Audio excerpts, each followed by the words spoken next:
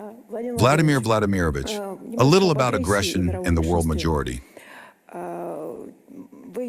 You have mentioned several times today how BRICS was created and what is happening and what this association is striving for. You know, even now we still hear from our Western experts and colleagues that BRICS is an aggressive entity. Although we and each of the countries individually say that our agenda is positive and prove the opposite through our actions, nevertheless.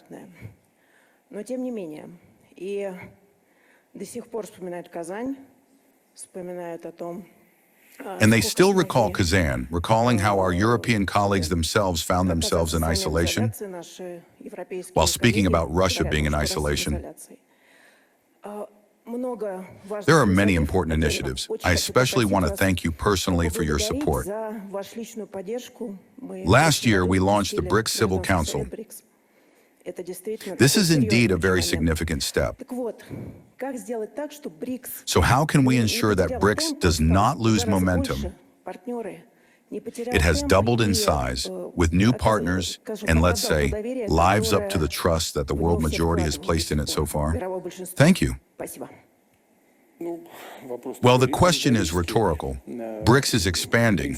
This is good, but problems also arise.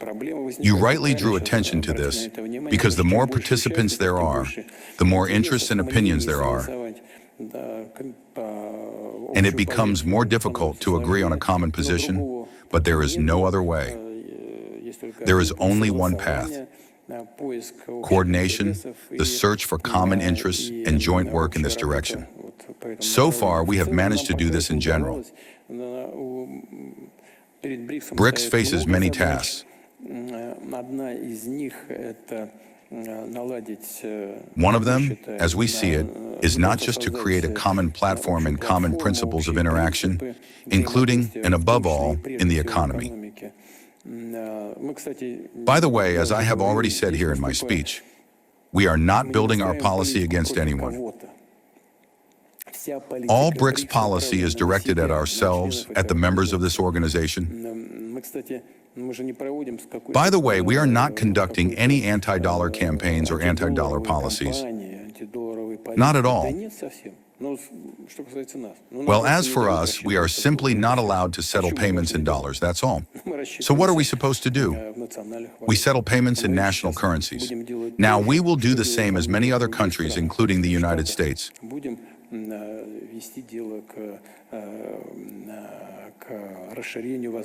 We will move toward expanding the possibilities of electronic trade and electronic settlements.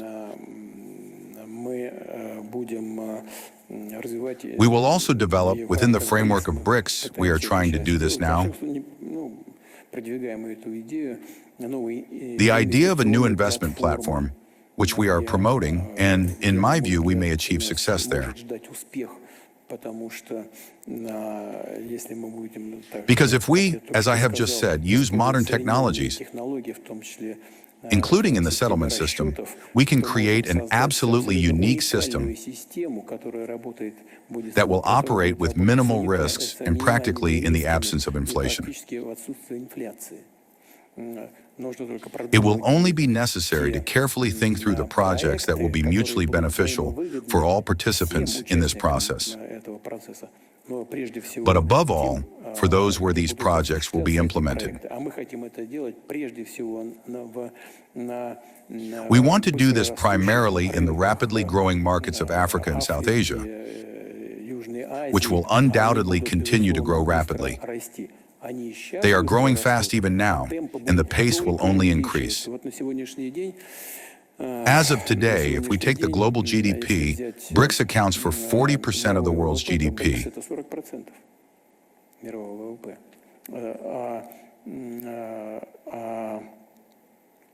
The countries of the European Union already make up 23, and North America 20.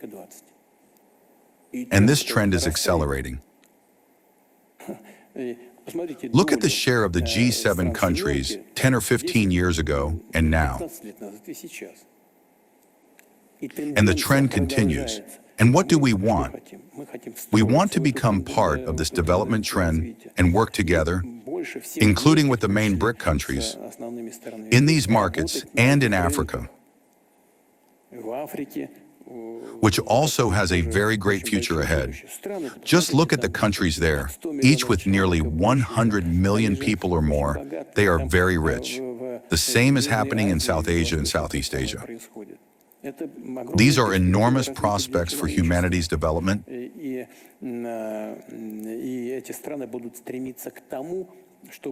and these countries will strive to ensure that the average standard of living of their citizens grows and approaches that of the states where it is quite high today.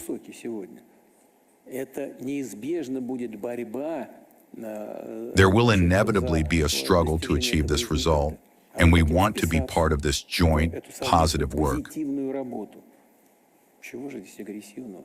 What is aggressive about that? It is only a slightly nervous reaction to our success. That's what it is.